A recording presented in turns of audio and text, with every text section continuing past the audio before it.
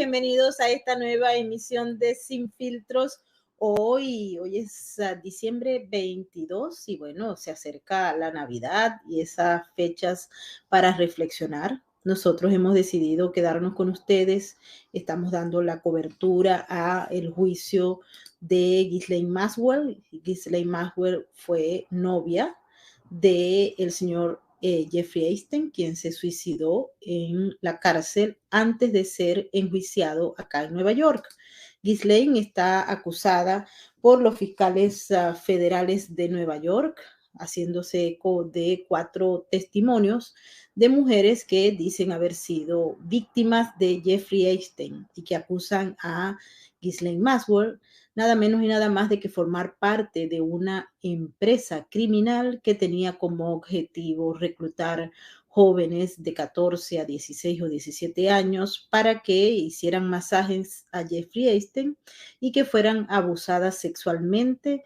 Ghislaine Maxwell enfrenta una condena máxima probable de 80 años de ser hallada culpable de 6 delitos.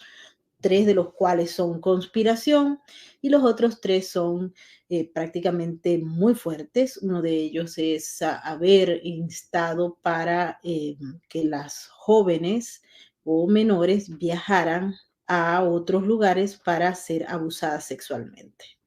El juicio está ya prácticamente en el último día. Muy probablemente vamos a saber hoy o mañana el resultado del veredicto. Hoy estuvo en la mañana pues el jurado enviando notas a la jueza Alison Natton, que ha señalado pues que los testimonios de las víctimas o supuestas víctimas van a ser tomados como evidencia. De hecho, es prácticamente una de las evidencias más importantes dentro de este juicio, porque pues esto ocurrió hace muchos años, en la década de los 90, y bueno, estas señoras que están acusando de esto, la mayoría tiene 40 años en adelante.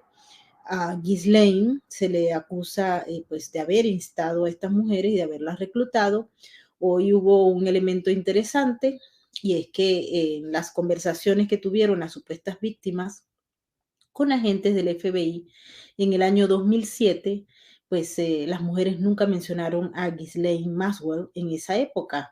Y cuando se estaba trabajando el tema en el juicio, durante los testimonios, los abogados de Ghislaine Maxwell le preguntaron a las víctimas, pero particularmente a una que se llamaba Caroline, en un nombre falso, porque ella no había mencionado a la señora Maxwell durante esas conversaciones con el FBI.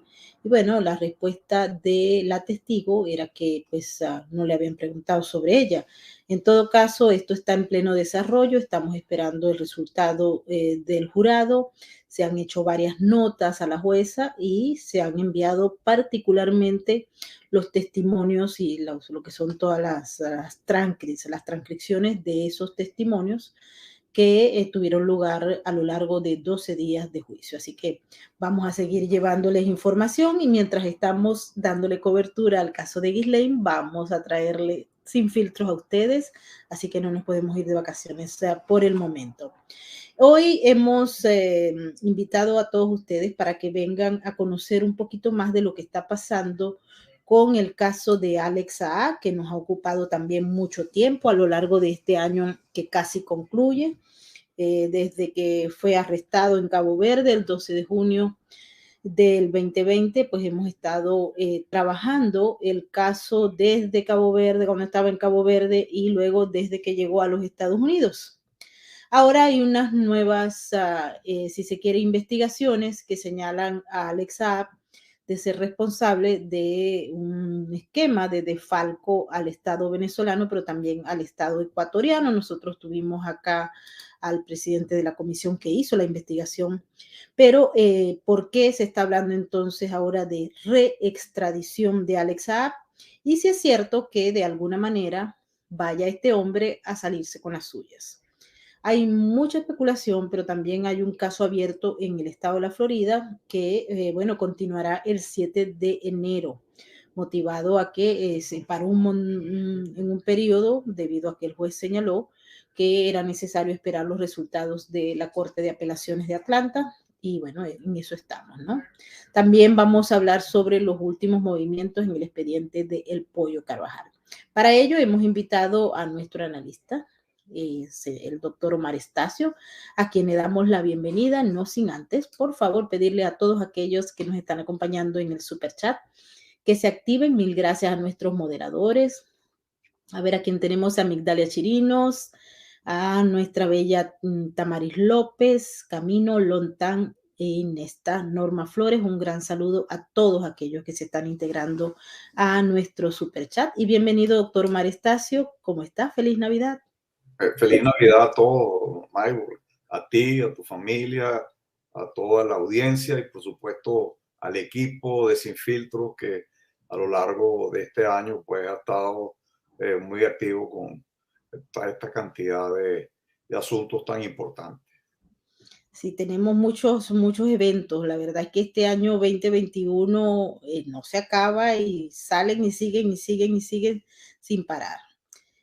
Vamos a ubicarnos primero, doctor, en el caso de Alex Saab. Hemos dicho que él está siendo acusado por los fiscales federales de un solo cargo hoy en día, que es conspirar para lavar dinero en el sistema financiero de los Estados Unidos. Ese dinero vendría directamente de las arcas del Tesoro venezolano a través pues de contratos, muchos de ellos ficticios, que se habían hecho con empresas de Alex Saab y cuyos montos habrían atravesado el sistema financiero norteamericano, entre ellos los bancos del estado de la Florida. Por eso ese juicio está radicado allá.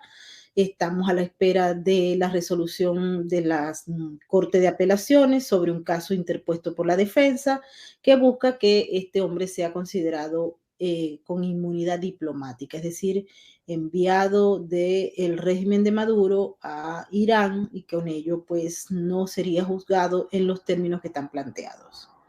Pero ahora surge un nuevo elemento y es el que vamos a explicar y de allí entonces estas hipótesis que suelen ser muy interesantes pero que deben ser explicadas con claridad por un profesional como usted sobre ese tema de la reextradición una vez que concluya el caso en Estados Unidos. Así que, doctor, ¿en qué estamos con este caso primeramente? Bueno, en primer lugar, una breve explicación sobre lo que es la llamada reextradición. Esta es una figura pues, que existe en algunos tratados internacionales y que además está prevista en un documento elaborado por una comisión especial de Naciones Unidas que pues, configuró lo que serían los elementos básicos, según esta comisión, que deberían contener todos los tratados de extradición en el ámbito pues universal. Hay alguna tendencia normativa en el ámbito universal, si se trata de Naciones Unidas, o en el ámbito de los continentes, si lo vemos pues en el ámbito de la Unión Europea y comunidades como los Estados miembros de la Organización de Estados Americanos, de tratar de darle una uniformidad a la normativa de extradición, como que si fuese un anhelo que hubiese un solo tratado, una sola normativa de extradición. Entonces, en estos intentos de unificar pues, criterios en extradición, ha surgido la figura de la reextradición. ¿Qué es esto? Ahí intervienen normalmente en la extradición, intervienen dos estados, el estado que pide la extradición y el estado requerido en extradición a quien se le pide la extradición, pero en la reextradición surgen tres o más estados. ¿Cuándo pasa esto? Vamos a poner el ejemplo del señor Saab, para no dar tantas vueltas teóricas, que con motivo de este informe Villavicencio, que le dicen así porque la comisión del Parlamento ecuatoriano que elaboró este informe estaba presidida por el diputado Villavicencio, que ha sido un tenaz investigador, vamos a llamarlo así, de todo esto que se relaciona con la trama de los supuestos delitos cometidos por un grupo de personas, entre ellas Alex Saab, que irradió fundamentalmente de un negocio, de una supuesta importación de casas, o exportación de casas, según se vea, desde Ecuador con destino a Venezuela. Y además después se agregaron otros delitos, pues.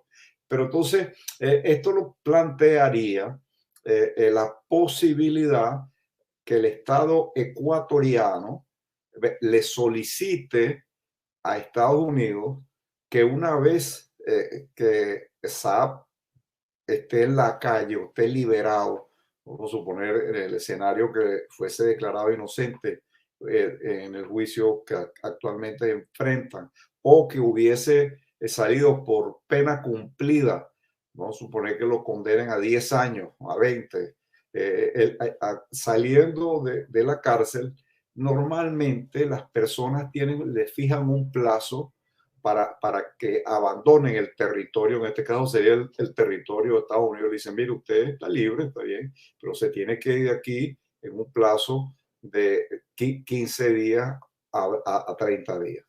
Entonces, ¿qué pasaría si, por ejemplo, en ese interregno el Estado ecuatoriano, o podía ser el colombiano o cualquier otro tercer Estado, pide que una vez que el señor Saab salga libre, sea extraditado al Ecuador? Entonces, normalmente estas situaciones las contempla las contemplan los tratados bilaterales. Vamos a suponer el supuesto caso que Estados Unidos y Ecuador y subsecuentemente Cabo Verde, porque recordemos que son 3 estados que estarían involucrados en esta figura de reextradición. Entonces, no existe tratado bilateral entre Estados Unidos y la República de Cabo Verde en la materia de reextradición. Sin embargo, la normativa interna de Cabo Verde requiere que para que la reextradición funcionase en un caso como el que estamos comentando, en primer lugar, que cuando el solicitante, en este caso Estados Unidos, de extradición de Cabo Verde, hubiese pedido incluido en su petición original de extradición, la posibilidad de ser reextraditado a un tercer estado. Estados Unidos, no, que se sepa, no hizo una solicitud en tal sentido, y mucho menos Cabo Verde, cuando acordó la extradición de Saab con destino a este país, Estados Unidos, tampoco, que sepamos, dijo, bueno, mire, si surge una petición de un tercer estado, nosotros estamos de acuerdo. Ese acuerdo, en esta normativa general a la cual me refería al comienzo, está exigida en casi todas las normativas bilaterales, y está expresamente enunciada en estos proyectos de tratado, vamos a llamarlos macro, estos proyectos sobre todo que se han elaborado en el ámbito de Naciones Unidas. Sin embargo, esa omisión que haría totalmente improbable e imposible desde el punto de vista jurídico que Saab fuese reextraditado al Ecuador, se plantearía, según la norma que prevé esta situación de Cabo Verde, si en el interín que Saab puede ser un extraditable entre Estados Unidos y Cabo Verde, se celebrase un acuerdo de mutua colaboración en el ámbito penal. Entonces, quedaría en ese escenario, que en estos 10 años o 20 o un mes que salga o 2 meses y que sale Saab absuelto, Estados Unidos y Cabo Verde celebrasen un convenio que establezca, mire, si surge una solicitud de una reextradición, Estados Unidos podría aceptar esa solicitud siempre que al señor Saab se le dé audiencia. ¿Qué significa darle audiencia?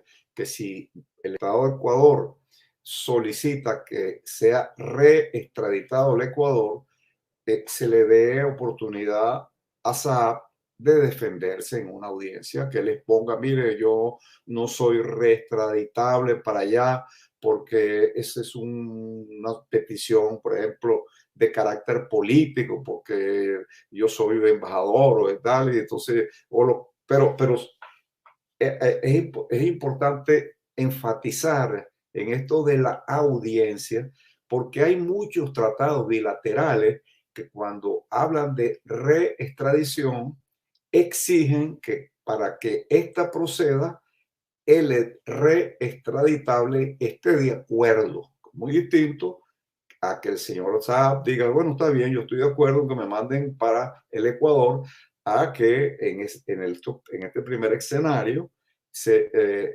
le conceda al señor Saab la posibilidad de ser oído, pero en ese escenario la normativa de Cabo Verde no pide que él esté de acuerdo, lo que pide es que lo oigan.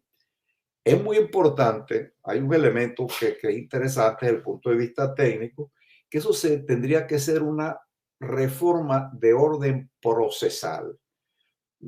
Procesal versus el derecho material. El derecho material, por ejemplo, es el que mata a una persona será condenado de 10 a 30 años. Pero esas normas materiales o sustanciales o sustantivas, como la quieran llamar, no pueden ser retroactivas, porque entra el principio que la ley no puede ser retroactiva en perjuicio de los reos.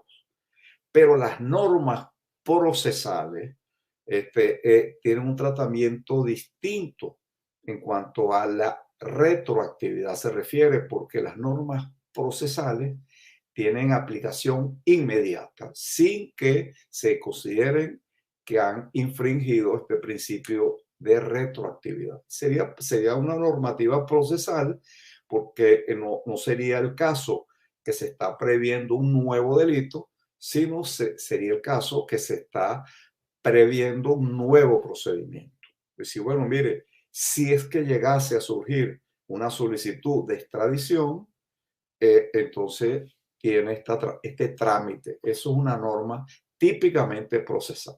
Entonces, si no se llega a un acuerdo de mutua colaboración entre Estados Unidos y Cabo Verde en el ámbito que estamos hablando, entonces Saab no podría ser jamás enjuiciado por los supuestos delitos que cometió relacionados con este caso del informe Villavicencio, que como dije, pues fue presentado por la Cámara de Diputados del Parlamento ecuatoriano, y es un informe muy prolijo, tiene 125 páginas, y no es solamente la cantidad, sino la calidad con que se detalla una cantidad de cosas que se relacionan con dos motivos principales.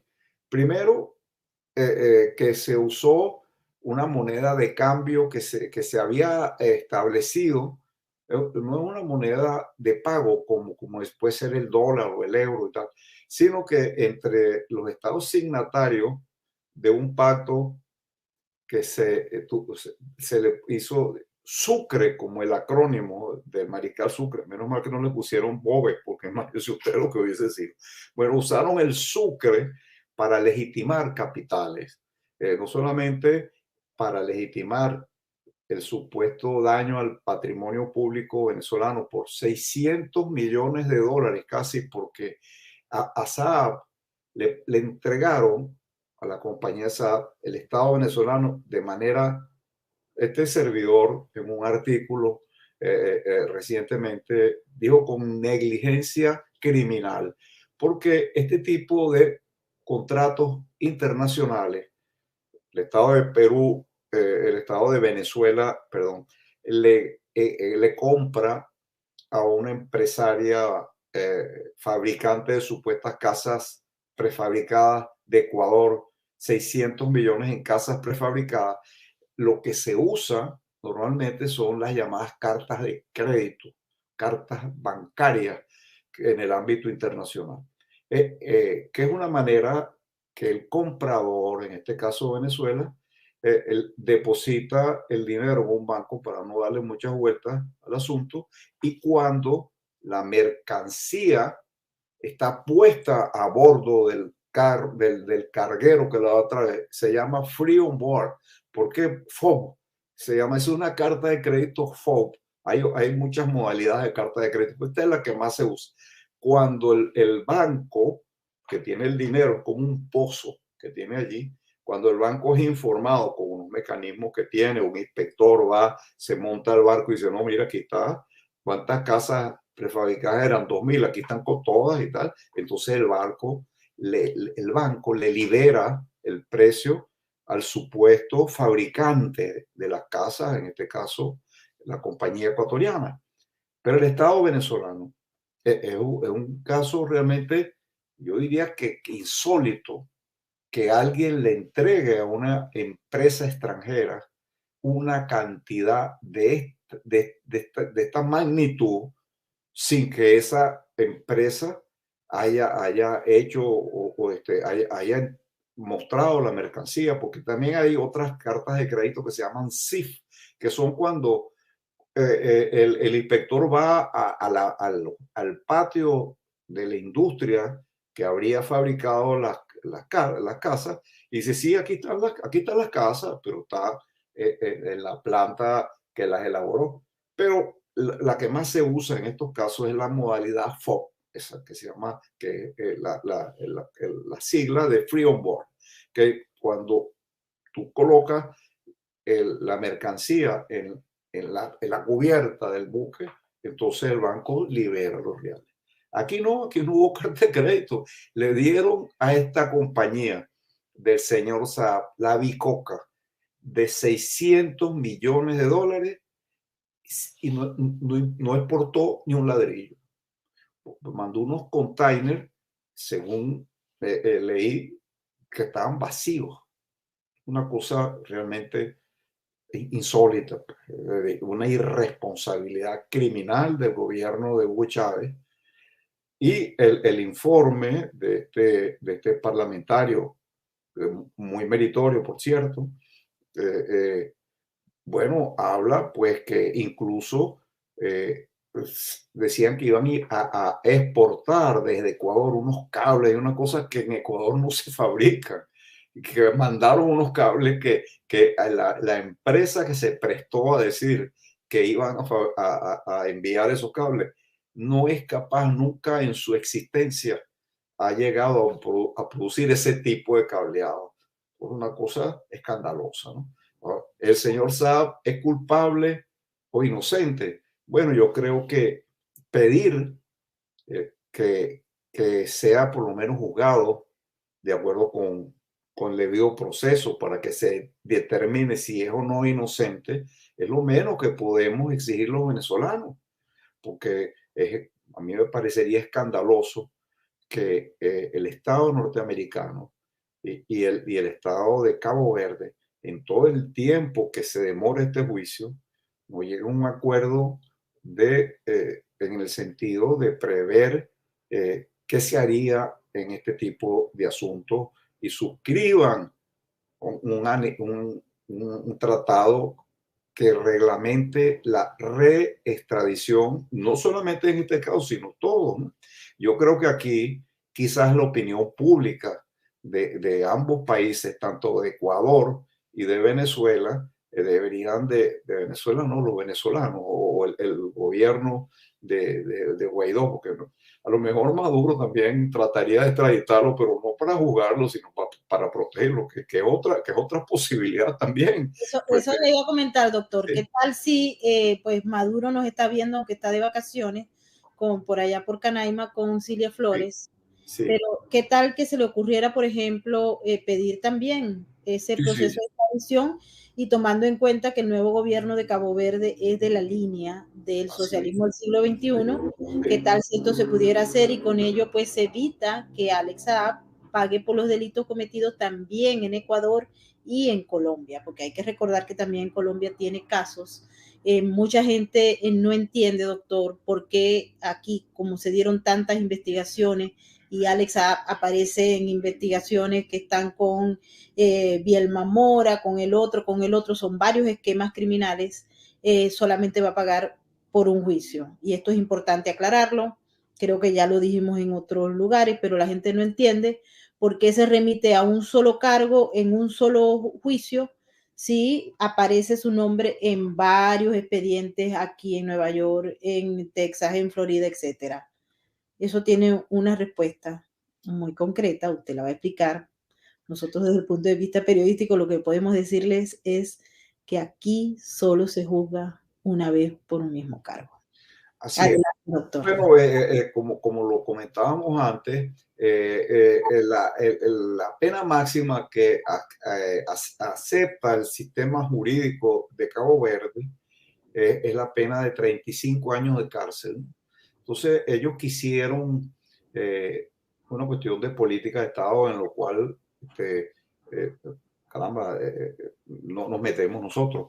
Dijeron, bueno, mira, aquí como nosotros no juzgamos no condenamos a nadie por más allá de 35 años, nosotros lo entregamos si cumplen esa condición. Yo creo, para mí, En ese caso eran 20 años por el cargo, por el delito que se les pasó la mano porque ellos, bueno, pero esos son acuerdos políticos que llegan los estados. Ellos han podido decir, bueno, pueden juzgarlo por dos cargos, y aunque dos cargos aquí pueden sumar 40 años, se estila que se diga, bueno, mire, usted lo pueden jugar por dos, pero no, incluso hay veces que los estados llegan a estos acuerdos.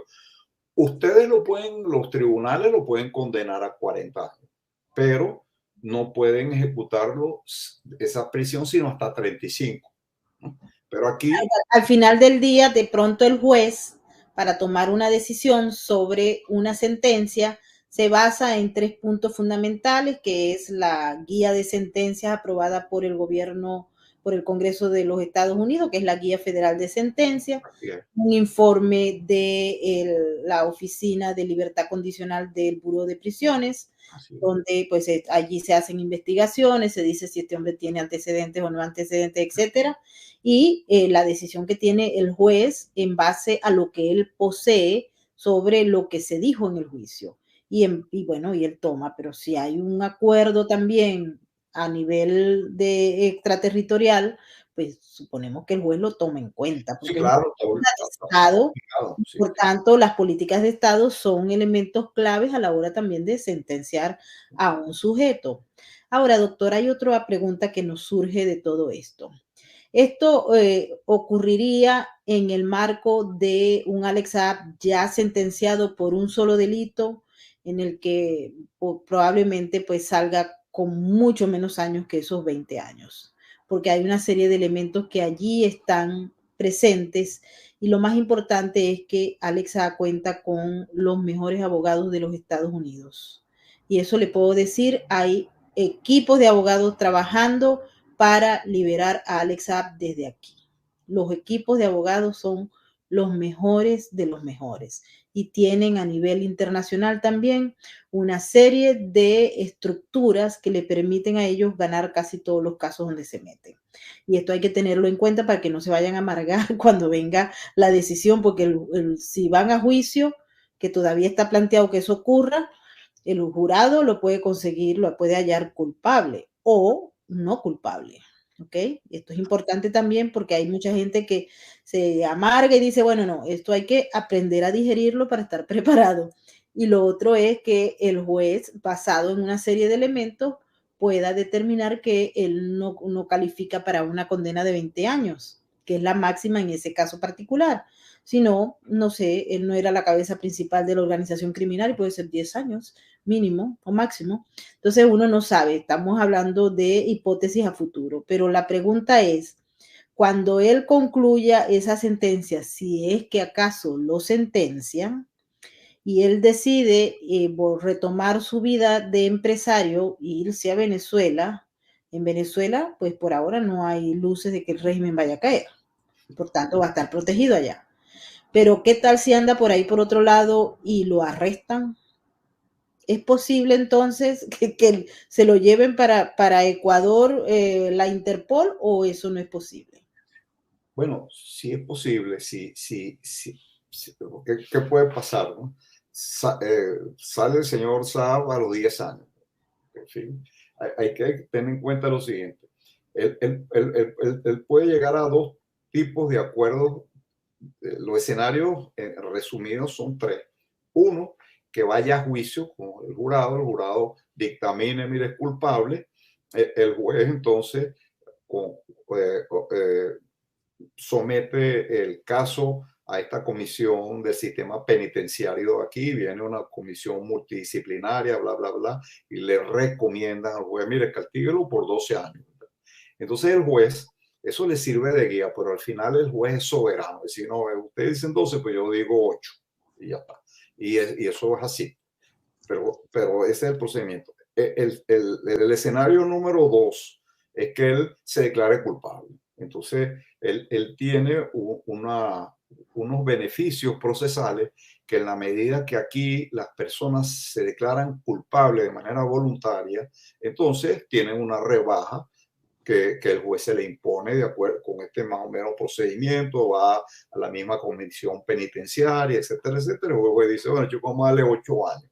Pero hay otro escenario que es parecido al segundo, que es cuando él llega a un acuerdo, pero además delata o entrega a la justicia norteamericana pistas que la justicia no tenga, porque no es que va a ir y le va a echar cuentos a la policía de Estados Unidos, a la fiscalía, que ya esa policía y esa fiscalía se lo sepan, va a contarle cuando él va y le revela elementos de interés criminalístico desconocidos por las autoridades. Entonces tiene un beneficio todavía mayor. Entonces a lo mejor dice el juez, podría decir, bueno, tiene 5 años y además podría tener rebaja porque, bueno, ya hemos visto otros casos aquí que están en una situación parecida, bueno, y se meten a una religión y se convierten prácticamente en unos monjes, son muy religiosos y están arrepentidos. Entonces, bueno, no son 5, estaban condenados. Están veloces ahí la producción. Ese hombre lo que hace es rezar y tal, y pedirle perdón a Dios y tal. Entonces, bueno, en vez de 5, son 3 años y tal. Bueno, entonces, pero si él sale, ese es el tercer escenario más favorable para él y para la justicia. Y además, dura lex, la ley es dura, pero esa es la ley aquí. Y aquí hay que tener en cuenta que en Estados Unidos se consideran delincuentes peligrosos, sobre todo cuando usan la violencia. Pero si se han cometido un defalco, bueno, ellos no lo hicieron intelectualmente, no con una ametralladora, sino, entonces no lo consideran tan peligroso. Y entonces, si tú le sumas todo eso, a lo mejor el hombre sale de aquí a 3 años. Oye, caramba, no es mal negocio una gente que dice, bueno, vale, yo me robo 1.000 millones, a los 3 años estoy, hermano, no están en cárceles muy duras y tal. Bueno, pero entonces, esos son los escenarios. Pero entonces, ¿qué pasa? Si él sale libre y él se queda aquí más tiempo del que debe, por lo menos de acuerdo con la legislación de Cabo Verde, él debe irse en un plazo no mayor de 30 días. Puede durar, en teoría, sí, porque el Estados Unidos le dice, mire, usted está deportado, se tiene que ir ya, ¿no? Se tiene que ir ya y usted para dónde, eso sí, hay un principio que se llama non-refoulement, que es en francés, significa la no entrega. De acuerdo con ese principio que es vigente en Estados Unidos y casi universalmente, él no puede ser deportado a un tercer país donde su vida o su libertad corre peligro. De manera que no lo vea, mire, usted está deportado, pero para el Ecuador, bueno, eso no pueden hacer. Generalmente él escoge, bueno, hay un vuelo que sale para Venezuela, bueno, yo me voy ahí, o me voy para Tucuciapón, para Rusia. Entonces, bueno, pero él lo que no puede ser es reextraditado de aquí, pero si él se va para España, por ejemplo, entonces ya podría abrirse la Vaya, que no posibilidad. se vaya, porque ahí sí es verdad que no lo van a extraditar para ningún lado. Bueno, entonces, España se queda y ya vamos al segundo punto de esta entrevista, pero antes, doctor, bueno, quisiera recordar un caso, porque también puede ser una posibilidad. Nosotros tuvimos oportunidad de vivirlo aquí en Nueva York con el caso de Ali Sar Hacheminayá, el dueño de Pilatus Bank, que fue acusado por el gobierno de los Estados Unidos de haber violado las sanciones establecidas para la República Islámica de Irán, y él pues lavó dinero en el sistema financiero de los Estados Unidos proveniente de PDVSA, de Petróleos de Venezuela, y eran directamente reembolsados a la dictadura islámica de Irán. Ese caso fue muy interesante porque a él lo declararon culpable de los cargos por los cuales lo estaban acusando. Era de fraude bancario, violación de sanciones, lavado de dinero, etcétera. Y el hombre fue declarado culpable, pero luego le han retirado los cargos en la fiscalía y él anda feliz de la vida por ahí, por las calles de Washington, porque vive en Washington. El juicio fue aquí en Nueva York y él salió feliz como una lombriz. Yo lo vi, lo acosé para que nos hablara. Y bueno, los videos los pueden ver aquí mismo en Sin Filtros, porque ese día nosotros subimos los videos aquí. Este señor quedó libre y la fiscalía le tuvo que quitar los cargos. Eso también puede pasar. Y puede pasar porque es que en la medida en que han venido ocurriendo casos, tenemos tres temas importantes, o tres casos muy importantes, entre ellos este iraní, imagínense, cercano a los ayatolas, que fue perdonado y se esperaba muchísimos años de cárcel. Tenemos el caso del general Cienfuegos, Salvador Cienfuegos, que hace también un ícono importante en este tipo de extrañas circunstancias en los que los fiscales federales le quitan los cargos. Y aparecen también 4 científicos chinos que trabajaban para el ejército del Partido Comunista Chino y fueron perdonados, los cargos fueron eliminados por los fiscales y fueron enviados. Ellos están presos, ya había evidencia, ellos habían hablado con los agentes del FBI, etcétera, y los hombres están felices allá en China. Ellos no se quedaron aquí como este se quedó aquí y ahora hasta incluso habían rumorado por allí que supuestamente iba a contrademandar, o sea, la depravación total, pero bueno, en eso, a eso no vamos, ¿no? Estamos en un mundo donde cualquier cosa puede suceder y hay, bueno, estamos tal vez en el auge mayor del crimen organizado transnacional, doctor. sí, sí, una de las críticas que se le han hecho al sistema de justicia norteamericano es el poder para algunos excesivo que tienen los fiscales aquí. Prácticamente que se puede dar, en el caso, por ejemplo, del general Cepeda Cienfuegos, yo entiendo las condiciones políticas bajo las cuales se generó pues, esta situación. Pero, claro, los fiscales en la fiscalía internamente tienen unos, vamos a llamarlo, unos contrafuegos. El fiscal, el procedimiento que cuando va a tomar una medida como esta, pide una autorización del Departamento de Justicia. No es tampoco que un día se levanta y tal, y no, él pide y eso se discute un poco. Pero de todas maneras, la fiscalía tiene un poder casi omnímodo, pues puede hacer lo que quiera. Ha sido criticado eso. Afortunadamente que estas situaciones son excepcionales, no sea todos los días, no a cada rato, pues, pero es una posibilidad, es una posibilidad. Bueno, porque estamos aquí hablándoles y llevándoles información sin filtros. Sí, Y señor. ahora vamos a pasar a otro extraditable. Se trata de el Pollo Carvajal. La sesión tercera de la Sala de lo Penal de la Audiencia Nacional le dio otro respirito a Hugo Carvajal porque no va a ser extraditado en los términos en que se había planteado. Es decir, este año no va a ser extraditado porque el hombre pidió otro asilo, hizo otra solicitud de asilo con fecha 17 de diciembre, tal vez para, no sé, para observar la muerte del libertador Simón Bolívar. Y esa última solicitud de protección internacional, pues ha parado la extradición. Todo el proceso entonces pasa, queda como en suspenso. Nadie sabe exactamente qué es lo que va a ocurrir. Cada vez son menos las posibilidades que mucha gente cree que este hombre vaya a ser juzgado, porque además hay unos abogados poderosísimos que tienen el caso. Más allá de Baltasar Garzón y de toda esta gente, hay otros adicionales.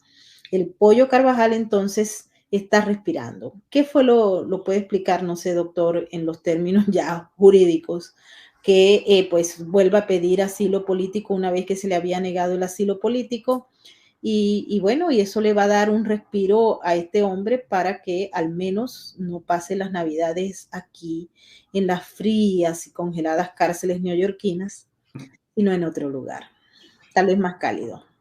Sobre todo si lo mandan a la Supermax de Colorado, que ahí debe hacer mucho frío, ¿no? Pero bueno, mira, aquí habíamos hablado de esa posibilidad, eh, pero hay que hacer varias acotaciones. En primer lugar, que en el ámbito de la Unión Europea existe una norma. Hablábamos antes que hay algunas, hay como una norma macro en los ámbitos, en este caso de las uniones europeas, las uniones económicas, pues como es el caso de la Unión Europea. En la Unión Europea hay un tratado, creo que se llama, le dicen el Tratado de Islandia o algo así, ¿no? De Reykjavik, donde se dice que una vez que se niega una extradición en cualquiera de los Estados miembros de la Unión Europea, no se puede pedir otra en ninguna parte, ¿no? Lo que sería muy fácil si el hombre está en España y le piden la extradición y España da la extradición, entonces pide otra en Italia. Eso está cerrada, esa posibilidad de acuerdo con ese tratado. Si es así en el ámbito de un estado a otro, con mayor razón, pedirle la extradición al mismo estado que ya la negó. En este caso sería España, ya la negó, le va a volver a pedir. Eso en la dogmática administrativa, algunos autores lo llaman cosa juzgada administrativa, otros dicen que es una denominación indebida, que debe ser que es un acto administrativo firme y si no ponerle el agregado cosa juzgada, etcétera, etcétera. Esa discusión no vale la pena ventilarla aquí. Él puede pedir otra extradición, otra cosa es que se la concedan. Pues la pide, entonces le dicen, mire, y solamente tenía posibilidades, de acuerdo a lo que habíamos dicho aquí, si él alegaba un hecho sobrevenido. Si él le negaron la extradición hace un año o quedó firme hace un mes porque él ejerció unos recursos y tal, y surge un hecho nuevo, entonces podría abrirse la posibilidad. ¿Cuál hecho nuevo? Poníamos el ejemplo. Bueno, le dieron la extradición. Dios nos guarde, dieron un golpe de Estado aquí. Pues, entonces deponen al presidente electo en las elecciones del año pasado y, bueno, y el presidente es un general ahora, y un general con una tendencia política pues determinada. Entonces él podría decir, mire, ustedes me dieron la extradición para que me juzgara un país donde está establecida una democracia y entonces ahora ya no hay más democracia, es una dictadura. Entonces podría abrirse la posibilidad que el Estado español dijera, bueno, vamos a ver, porque aquí pasó algo nuevo, pero si no pasa algo nuevo de una gran magnitud, es poco probable que esa extradición prospere. Claro, él está alegando en esta nueva solicitud de asilo que la mujer que le cuidaba a los hijos fue arrestada en Venezuela, o sea, fue arrestada por agentes de Venezuela, ¿no? Y que se han incrementado luego de las revelaciones que él ha hecho ante la audiencia española, que pues él puede, porque está pidiendo asilo, es porque se supone que lo van a torturar en Venezuela, ¿no? Porque ahí es donde está, ¿no? Entonces él dice que todo lo que ha dicho, en este caso de ayuda o de colaboración con las autoridades españolas, él le va a traer consecuencias que ya le ha traído, porque parece que 2 personas ligadas a él pues han sido arrestadas y han sido interrogadas por autoridades de otro país. Eso es lo que él alega. Pero ahora bien, o sea, eso es para solicitar asilo en España, porque en Venezuela lo andan buscando para torturarlo, ¿no?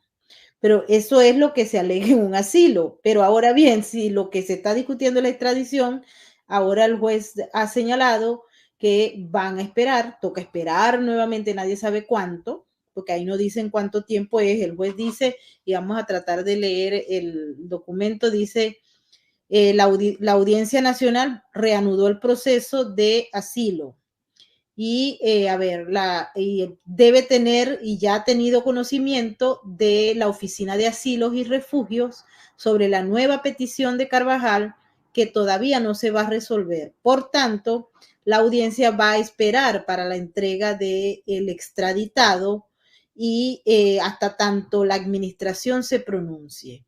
Y en todo caso, Carvajal pasará las Navidades en la cárcel, porque se le negó otra solicitud de fianza debido a que cuenta con casi 2 años de fuga. Y los elementos que él presenta son específicamente la detención en un aeropuerto del primo de su mujer y la mujer que le cuida a los hijos al acusado, y que en estos momentos ambos están siendo acusados de delitos de terrorismo. ¿Mm? bueno, ¿sabes? Una vez un abogado, cuando yo estaba empezando, me dijo, mira, doctor, jovencito, me dijo, el peor alegato es el que no se hace, hágalo todo. Digo, no, eso quiere decir que, bueno, los abogados, según ese consejo, bueno, alegas y después, bueno, una cosa es que tú alegas la defensa y otra cosa es que sea procedente, ¿no? Es poco probable, según mi perspectiva, que ese alegato funcione, porque las condiciones que pueden haber cambiado y que generaría un peligro sobrevenido tenían que haberse dado en el territorio de Estados Unidos, no en Venezuela, pues no lo están mandando a Venezuela, son dos cosas distintas. Claro, ahí hay un tema procesal, que la normativa española dice que pendiente de una solicitud de asilo, hasta que no esté definitivamente firme, no procede la extradición. Entonces, habría que ver si la autoridad española, en lugar de decir, mire, ese asilo que usted está pidiendo es improcedente en derecho, ese es un escenario. Otra es que la autoridad española diga, esa solicitud es inadmisible, o sea, ad inicio, podría darse el caso. Eso no se puede admitir. O sea, no es el caso, es distinto cuando usted le dice, mire, usted no puede ni siquiera pedir eso. Otra cosa sería, lo pidió, vamos a analizarlo y tal, busque las pruebas.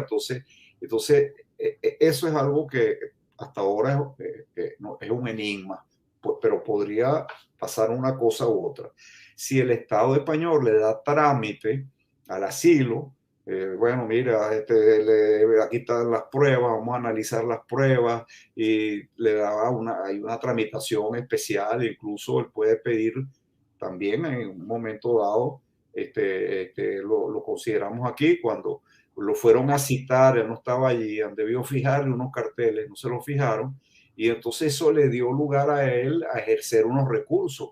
bueno, esa negativa que le darían a él a un asilo admitido, que fue admitido para trámite, entonces demoraría más tiempo, porque entonces tendríamos que esperar que él agote todos los recursos internos. Y les recuerdo que él siempre puede acudir ante el Tribunal de Estrasburgo cuando ya no tenga más recursos en España. De manera que allí le pueden dar una medida cautelar. El regreso a él, de él aquí no es tan inminente. Estos procedimientos se pueden demorar y un gran ejemplo lo tenemos en el caso de SAP, que duró año y pico, casi 2 años ahí. Así es. Bueno, nos toca esperar, esperar en el caso de Saab y esperar en el caso del Pollo Carvajal. Lo que sí es cierto es que, bueno, hay una cita para el 7 de enero del caso de Alex Saab. Vamos a ver qué ocurre, porque revisando el otro expediente de Atlanta, pues todavía allí no hay ningún tipo de dictamen, razón por la cual no sabemos si se va a producir en los próximos días, que probablemente se produzca. En todo caso, el hecho de que se haya tomado el caso en el Tribunal de Apelaciones, pues abre la posibilidad de que los abogados de la defensa puedan o no convencer a los jueces de los argumentos que ellos están presentando, porque se está rebatiendo el dictamen que ya había dado el juez de primera instancia en el estado de la Florida, donde no se reconoció para nada esa inmunidad diplomática. Ellos están apelando a los 3 jueces, son 3 jueces, 2 de los cuales admitieron el caso. Entonces, bueno, hay que esperar a ver cuándo se produce ese dictamen y ver qué es lo que ocurre. Omar, mil gracias por estar con nosotros nuevamente. Muy probable, a ver, vamos, ya prácticamente se acaba el año, pero si ocurre algo, te vamos a llamar porque nosotros nos tenemos que quedar en Nueva York trabajando, no nos podemos ir de vacaciones, sino hasta enero, muy probablemente. Y quería antes de irnos, muchas gracias, Omar. Muchas gracias a ustedes. Antes de irnos, quería comentarles algo que es muy importante para que vayan entendiendo el asunto. Nosotros cada vez que estamos dando clases o conferencias sobre el crimen organizado transnacional, apelamos a estos elementos que son muy fáciles de entender para que ustedes sepan. Pues el crimen organizado transnacional es como una empresa, opera como una empresa y tiene unidades entrelazadas que operan de una manera conjunta para lograr el objetivo. Depende qué es lo que esté haciendo ese crimen organizado transnacional, esa empresa criminal. Si es traer venezolanos ilegales a los Estados Unidos o somalíes o haitianos, eso ya es una empresa criminal. Pero también hay empresas criminales de lavado de dinero, porque recuerden que el crimen organizado transnacional abarca muchos delitos, mucha actividad delictiva. En el caso de lavado de dinero, por ejemplo, y del uso de dinero en bancos, por ejemplo, que una persona entregue dinero al banco como custodio y el banco custodio decida y respetar la norma y hacer uso del dinero que no le corresponde, que no es dueño, porque el dueño es otro, puede ser un individuo o una empresa. Y entonces allí se produce cuando el banco toma y hay una especie de organización, allí empieza entonces a haber una actividad delictiva que cuando se repite y cuando hay muchas personas que están en ese proceso, pues entonces podría hablarse y los fiscales siempre lo señalan como una o empresa criminal. El ejecutivo toma las decisiones, planea la estrategia de violar la norma. En este caso, vamos a poner el ejemplo de un banco. Los dueños del banco deciden agarrar el dinero de los ahorristas y usarlos no para mantenerlos en custodia, que es la idea, y pagar un monto por ello, sino usarlos sin la autorización de los ahorristas para los negocios que a ellos bien les venga en gana. Hay una sede operativa de esa industria criminal que es la que mueve, coordina y planes, etcétera. En el caso de los carteles son los que dicen, bueno, vamos a mandar tantos kilos de cocaína de un lado para otro, etcétera, etcétera. Hasta la venta y distribución, que en el caso de un cartel, por ejemplo, sería, bueno, me llevan tanto y ellos recogen el dinero, me lo traen nuevamente para lavarlo. Entonces ahí está el sistema de lavado de dinero que incluye también esa industria criminal. Y también, que es lo más importante en este momento en el que estamos frente a lo que se conoce como la sociedad de los medios, la sociedad digital, la sociedad de las redes sociales. Allí aparece este otro departamento del crimen organizado transnacional que es muy importante, donde hay relaciones públicas, medios, periodistas, abogados y lobistas. Ellos implantan narrativas, destruyen la reputación del adversario e imponen el criterio. Si la gente que está denunciando, por ejemplo, que tal cartel está metiendo cocaína a los Estados Unidos, inmediatamente tratan de destruirle la reputación en primera instancia. Si no les funciona, porque ellos para destruir la reputación tienen una serie de granjas de bot, tienen los dueños de los medios que silencian o aumentan o desprestigian a las personas que están haciendo las denuncias. Y luego viene entonces el acoso por parte de los abogados y las oficinas de lobby para que esa persona se calle o se destruye. No funcionó nada de eso, entonces viene el crimen organizado con todas sus anchas y entonces simple y llanamente lo eliminan, no lo neutralizan ya, sino que a esos actores los eliminan. Estamos viendo que el crimen organizado transnacional lamentablemente traspasa fronteras. En Venezuela hay una especie de complicidad donde aparecen esas 4 centros de operaciones o unidades operativas. Y los medios de comunicación son un factor fundamental para ello. ¿Y por qué les traigo esta historia? Porque hay una denuncia en Panamá en contra de un individuo que es un banquero chavista que se llama Víctor Vargas Irausquín.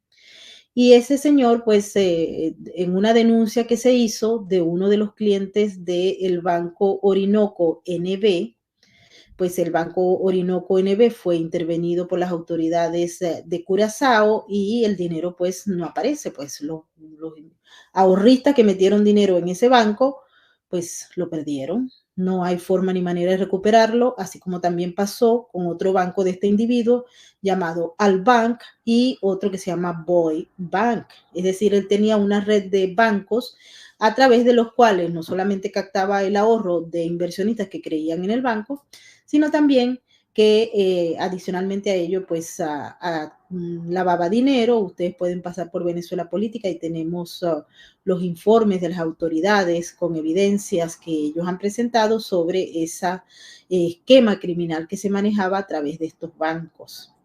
La Fiscalía de Panamá ha emitido una orden de arresto contra este individuo a raíz de una denuncia que se hizo por parte de una de las víctimas del Banco Orinoco NB.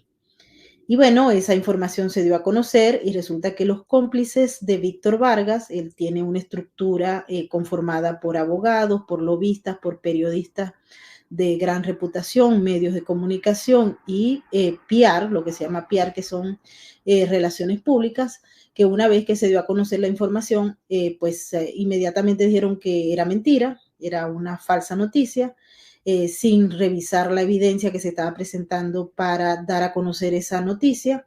Nosotros en Venezuela Política la dimos a conocer y tenemos todas las evidencias. Toda la evidencia tenemos desde la denuncia 1 hasta todos los elementos de todas las cuentas bancarias. Tenemos también muchas demandas que hay por parte de las víctimas del Banco de Orinoco NB, pero también de Albank y de otros. Así es que cuando estamos publicando la información en Venezuela Política y a través de nuestras redes, tenemos el soporte para sostener que esas denuncias existen y que el documento de la Fiscalía es real. Pero los grupos cómplices y los medios de comunicación en Venezuela y periodistas y también agentes sociales, influencers, etcétera, tratan de borrar la información, pero les va a costar porque es que este problema viene dando tumbos desde hace bastante rato y más bien la gente se quejaba que Víctor Vargas nunca sería tocado por la justicia. A este extremo no sabemos si va a ser tocado o no. Lo que sí le podemos decir es que lo que denunciamos en una oportunidad sobre el Banco Orinoco surtió efecto y me llamaron muchos colegas disque periodistas a decirme que eso era falso, que el Banco Orinoco estaba en su mejor momento, que eso no tenía nada que ver, y resulta que era mentira, porque yo fui al mismo Curazao y obtuve la documentación del Banco Orinoco y sabía que estaba intervenido, y mucha gente que son influencers, medios y periodistas en Caracas decían que era mentira. ¿Y por qué decían que era mentira? Porque forman parte de una estructura que se beneficia al silenciar la información y al tratar de romper la reputación o de calificar la información de falsa cuando tocan a un miembro de la organización criminal a la que ellos sirven. Y esto es vergonzoso. Es una sociedad de cómplices. Por eso les quería cerrar el programa con esto, porque pues tenemos todas las evidencias y las vamos a seguir sacando. Hay mucha gente que quiere esas evidencias, yo las tengo. Y las vamos a seguir publicando tal cual como lo hacemos.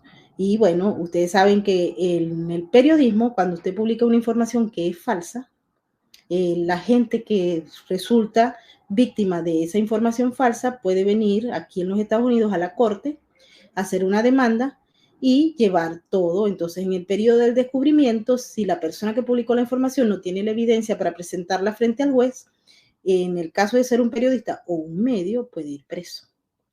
Y eso, para los que no conocen o no manejan la información, entonces no conocen y dicen que es falsa, pero no. Cuando estamos en un Estado de Derecho, hay responsabilidad.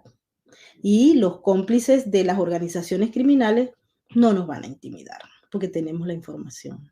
Tenemos la documentación sellada de una instancia institucional de Panamá.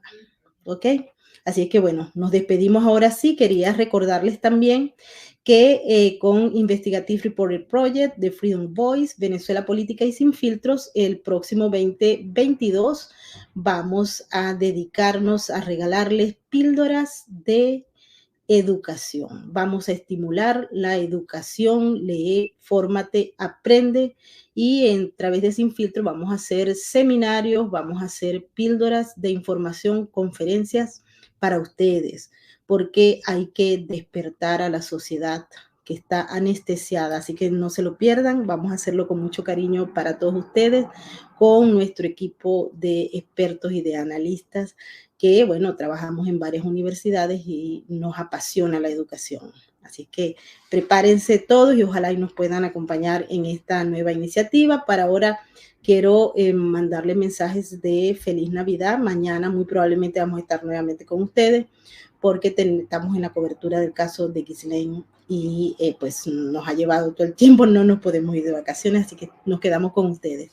Y vamos a escuchar ahora a nuestro cantante consentido, Juan Medici, y quiero escuchar esas opiniones sobre lo que tratamos hoy en la medida en que vamos escuchando a Juan Medici.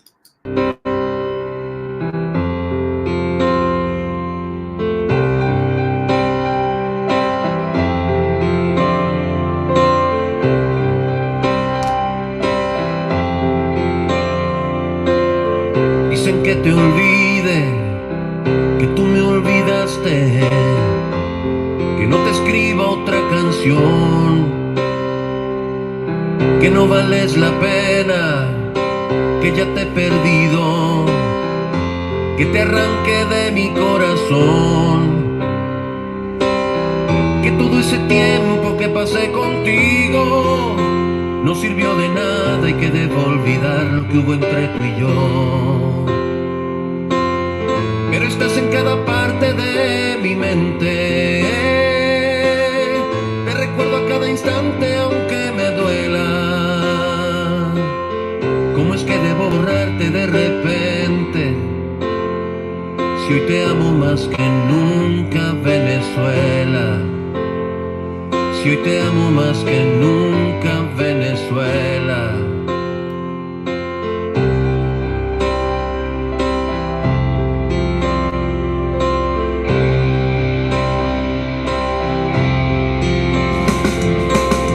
Yo nunca te olvido, aunque el tiempo pasa. Quisiera hoy mismo regresar, estando tan lejos. No me siento